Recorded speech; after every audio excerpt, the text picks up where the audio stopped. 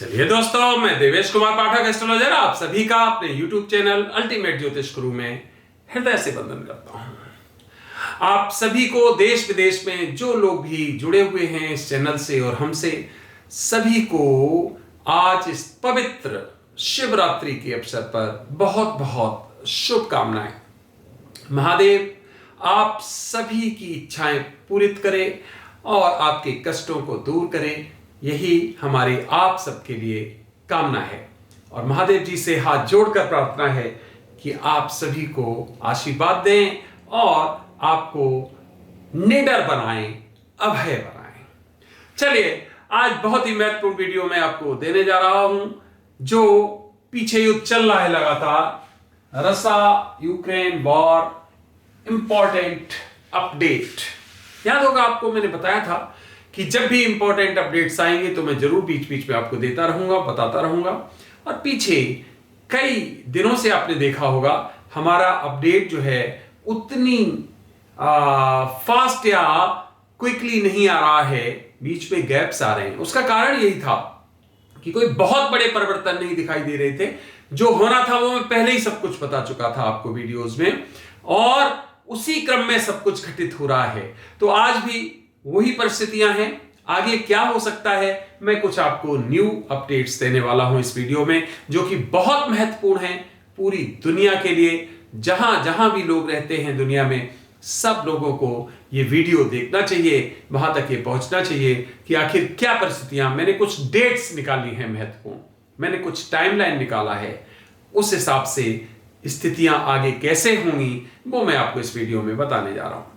आगे बढ़ने से पहले अगर चैनल सब्सक्राइब नहीं किया है तो चैनल सब्सक्राइब कर लीजिए और शेयर करिए अपने ग्रुप्स में। अगर आपको कंटेंट्स अच्छे लगते हैं तो लाइक भी करिए, क्योंकि यहां पर मैं आपको कुछ ऐसे महत्वपूर्ण भविष्य के घटनाक्रम देता हूं जो आपको पता होगा कि पहले, बहुत पहले दे देते हैं हम, और समय के अनुसार वो आगे घटित होते पाए जाते हैं।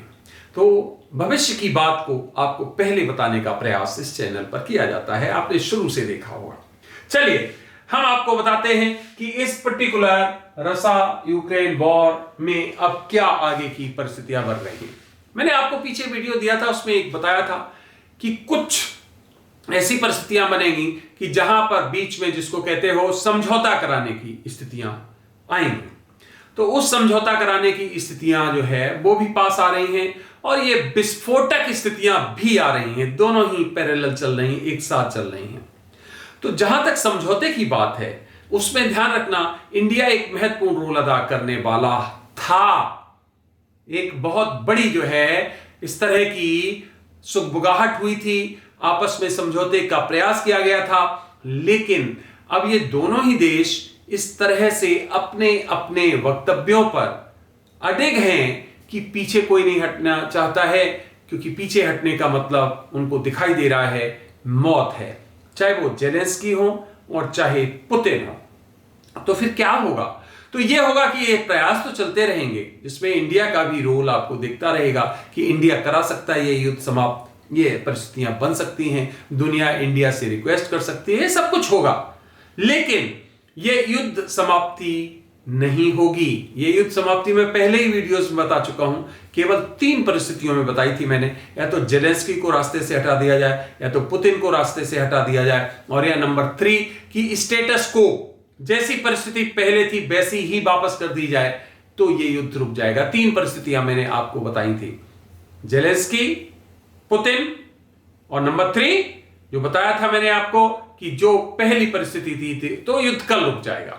पर तीसरी परिस्थिति तो दिखाई नहीं दे रही है। उसका कारण है कि अब इतना ज्यादा विध्वंस हो चुका है, इतना ज्यादा रूस ने भी और यूक्रेन ने भी झेला है इसमें कि लाखों सैनिक मारे गए हैं। तो अब पुरानी स्थिति को कायम करना रूस बिल्कुल भी स्वीकार करने वाला नहीं है, क्योंकि रूस के कब्जे में क्षेत्र हैं, यूक्रेन के कब्जे में नहीं है। दूसरी परिस्थिति कि जेलेंस्की जाएं, और तीसरी परिस्थिति पुतिन। तो यस, ये परिस्थितियां बहुत ज्यादा स्ट्रांगली परसिस्ट करती हैं। ये बहुत स्ट्रांगली परसिस्ट करती हैं कि इन दो में से एक को किसी तरह से हटा दिया जाए, और उसमें आप सोच रहे होंगे कि जेलेंस्की शायद इसमें एक वीक प्रोपोजिशन है, इसको हटाया जा सकता है। ऐसा नहीं है। पुतिन के लिए या पुतिन के अगेंस्ट भी बहुत बड़ी कॉन्स्पिरेसी चल रही है। मैं आपको पहले ही वीडियोस में बता चुका हूं, आज नहीं बता रहा हूं। आप देखिए पिछले वीडियोस जिसमें मैंने कहा था इंटरनल कॉन्स्पिरेसीज, जिसमें उनके सेनापति हैं, जिसमें उनके टॉप जो अधिकारी होते हैं वो इन्वॉल्व होंगे और इस तरह की परिस्थितियां। एक बार याद होगा आपको, पुतिन बच भी गए थे, तभी मैंने उसके पहले वीडियो दिया था कि पुतिन के जीवन को खतरा है।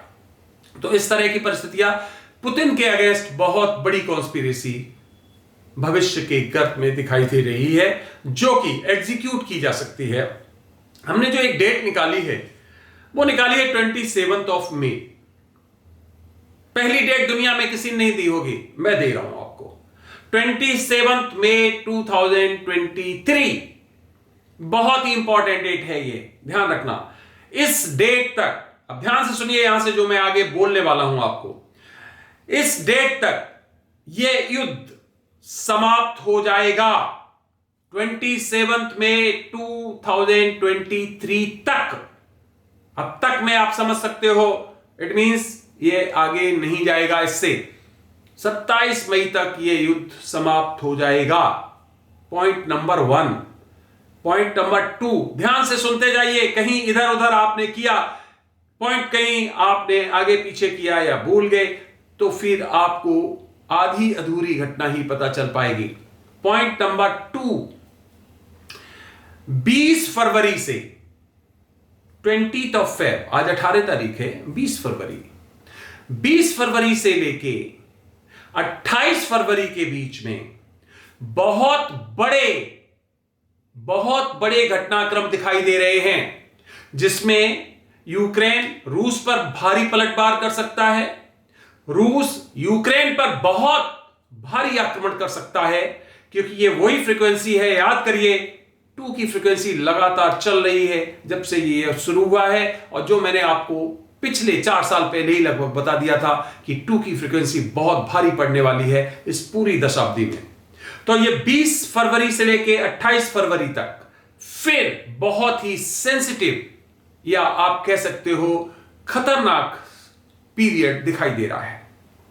पॉइंट नंबर 3, तीसरा पॉइंट है कि जैसा मैंने आपको बताया था कि दुनिया के विभिन्न देश रूस को जीतना नहीं देखना चाहेंगे किसी भी परिस्थिति में, चाहे उन्हें कुछ भी करना पड़े। उसमें अमेरिका है, उसमें अमेरिकन कंट्रीज के साथ साथ जो यूरोपियन कंट्रीज हैं वो हैं, जिसमें पूरा यूरोपीय यूनियन है, ये नेटो कंट्रीज, ये बिल्कुल भी रूस को जीतना नहीं देखना चाहेंगे।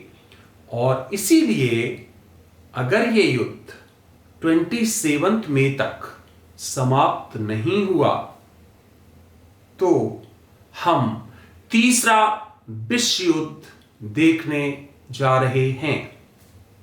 क्यों कह रहा हूं मैं ऐसा?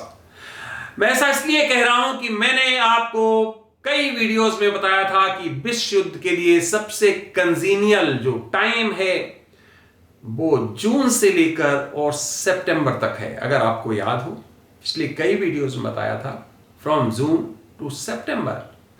इसीलिए मैंने ये टाइम 27 में दिया है आपको। 27 में किसी और भी कैलकुलेशन से आ रहा है हमारे पास, तो 27 मई तक अगर ये युद्ध समाप्त होता है तो ठीक है, नहीं तो 28 मई से समझ लीजिए कि हम विश्व युद्ध में पदार्पण कर गए हैं फिजिकली। विश्व युद्ध में तो हम ऑलरेडी घुस चुके हैं, क्योंकि कई देश यूक्रेन का साथ दे रहे हैं किसी ना किसी रूप में। वहां उनके सैनिक भी हैं, ट्रेनर्स भी हैं, वहां फिजिकल उनके सैनिक मौजूद हैं। यह सब बता चुका हूं मैं पहले, और वही सब कुछ हो रहा है। कई देश के सैनिक रूस के खिलाफ लड़ रहे हैं। लेकिन 27 मई के खिलाफ, 27 मई के बाद अगर यह युद्ध चलता रहा तो निश्चित मानिए कि कुछ देश विधिवत रूप से फिजिकली सामने युद्ध में आ जाएंगे और वो विश्व युद्ध का अलार्म होगा। तो ध्यान रखिए, टाइम जो चल रहा है वो वास्तव में खतरनाक चल रहा है। मैं ये बिल्कुल नहीं आपको बोल रहा हूं कि 27 मई के बाद ही विश्व युद्ध की परिस्थितियां बनेंगी। ये पहले भी बन सकती हैं, क्योंकि वो जोन तो पूरा चल ही रहा है। ऑलरेडी बता चुका हूं आपको कि ये फेब में शुरू होगा, 2022 में खतरनाक होगा, जल्दी समाप्त होने वाला नहीं, सब कुछ बोल चुका हूं। याद होगा आपको, मैंने कहा था किसी भी हालत में 222 दिन से पहले खत्म नहीं होगा, उसके आगे बढ़ेगा, चल रहा है अभी तक। इसका मतलब ये खतरनाक एक दिशा की ओर बढ़ता जा रहा है, क्योंकि जो 2022 जो 2 की फ्रीक्वेंसी थी, जो 24 मई को शुरू हुआ था, सुबह जो मैंने टाइम बताया था उसी टाइम को शुरू हुआ था। तो ध्यान रखिए कि ये आसान या ऐसा युद्ध सामान्य वाला युद्ध नहीं है, ये असामान्य युद्ध है। ये द्वितीय विश्व युद्ध से भी ज्यादा खतरनाक युद्ध होगा, जो कि आप देख पा रहे होंगे। अभी तक लाखों सैनिक मारे गए हैं, द्वितीय विश्व युद्ध में भी इतना भयंकर या इतना ज्यादा लॉस नहीं हुआ था जो इस युद्ध में अभी तक हो चुका है। तो हमने आपको डेट्स बता दी हैं, 20 फरवरी से 28 फरवरी खतरनाक जोन, जिसमें भयंकर आक्रमण दिखाई दे रहे हैं। उसके बाद भी आक्रमण चलते रहेंगे, ऐसा नहीं है कि आक्रमण रुक जाएंगे। 27 मई तक अगर ये युद्ध नहीं रुका, जिसमें रूस बीच में कुछ बड़े, बहुत बड़े आक्रमण कर सकता है, जिसमें अनऑर्थोडॉक्स बॉम्ब या कोई ऐसा जो हम कहेंगे अनऑर्थोडॉक्स या जो ट्रेडिशनल हथियार नहीं होते उनका प्रयोग कर सकता है। उसमें हो सकता है कोई जैविक हथियार भी हो सकते हैं, कोई केमिकल वेपन भी हो सकते हैं, या कोई वायरस जैसी स्थिति हो सकती है, या कोई ये भी हो सकता है कि छोटे कोई इस तरह के एटॉमिक वेपन्स भी यूज किए जा सकते हैं घुटने टिकाने के लिए। किसको? यूक्रेन को। तो ये 27 मई तक यूक्रेन और शिथिल हो जाएगा और बर्बाद हो जाएगा और एक तरह से सरेंडर की परिस्थिति में आ जाएगा, सरेंडर कर देगा, यह भी हो सकता है। और इस तरह 27 मई तक ये युद्ध बंद हो जाए। लेकिन अब इसका अगला भाग जो बताया है कि दुनिया नहीं चाहेगी कि रूस ये युद्ध जीते, और तभी पदार्पण होगा और देशों का, क्योंकि रूस तब तक कमजोर और हो चुका होगा और रूस को किसी भी तरह से पराजित करने का प्रयास किया जाएगा, जिसमें अमेरिका और उसके अलाइड फोर्सेस साथ आएंगे। और 27 मई के बाद अगर ये इसी तरह से गुट तने खड़े रहे आपस में, तो ध्यान रखिए ये एक विकराल युद्ध की परिस्थितियां लेने जा रहा है। 2023 दुनिया के लिए एक ऐसा वर्ष होने जा रहा है जो ना याद किए बनेगा और ना भुलाए बनेगा। बहुत विपरीत और विकट परिस्थितियों की ओर हम मूव करने जा रहे हैं। तो फ्रेंड्स, मैं समय पर वीडियो देता हूं, जैसा कि मैं आपको बता चुका हूं। आज 18 फरवरी है और मैं 20 फरवरी से आपको बता रहा हूं कि ये परिस्थितियां हमें दिखाई दे रही हैं। एकदम आपको लगेगा अनयूजुअल से अटैक्स समुद्र के थ्रू या एयर के थ्रू, या ऐसी परिस्थितियां जो आपको एकदम लगेगी है एकदम इंटेंसिफाई हो रहा है, क्योंकि अब युद्ध और इंटेंसिफाई होगा। ये जो कालखंड 27 मई तक का है, इसमें या तो यूक्रेन सरेंडर करेगा और या फिर ये बड़ा विकराल विश्व युद्ध जैसा हमें दिखाई दे रहा है, जिसमें कई और देश प्रत्यक्ष रूप से शामिल हो सकते हैं। तो फ्रेंड्स, ये वीडियो आपने देखा, इसके लिए बहुत बहुत धन्यवाद। इस पर मैं और अपडेट्स देता रहूंगा, क्योंकि अब अपडेट देना जरूरी होगा, जिसमें मैं आपको और बताऊंगा कौन कौन सी और महत्वपूर्ण घटनाएं इसमें घटित हो सकती हैं अलग अलग कालक्रम में। तो आपने अपना अमूल्य समय दिया, उसके लिए बहुत बहुत धन्यवाद। अगला वीडियो मैं जल्द आपको किसी अन्य इशू पर देने वाला हूं। कोशिश करूंगा कि आपको जल्द जल्द अब वीडियो दूं और आपको भविष्य में घटित होने वाली घटनाओं के बारे में बता सकूं। आपने ये वीडियो देखा, एक बार फिर आप सभी को हृदय से धन्यवाद। सभी को मेरी तरफ से ओम नमः शिवाय, नमस्कार।